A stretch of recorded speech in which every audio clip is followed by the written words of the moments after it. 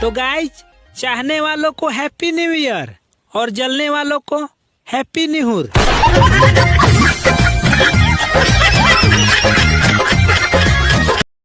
तू कल चला जाएगा तो मैं क्या करूँगा? जश्न का इंतजाम करो, जश्न हो। खा के मुर्गा पी के बियर बोलल जाई हैप्पी न्यू ईयर।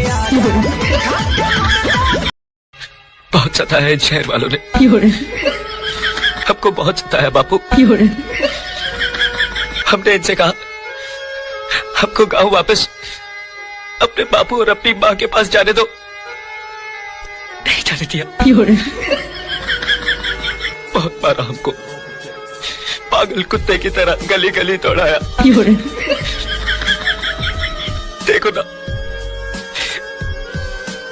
देखो ना क्या हालत हो गई है आपके।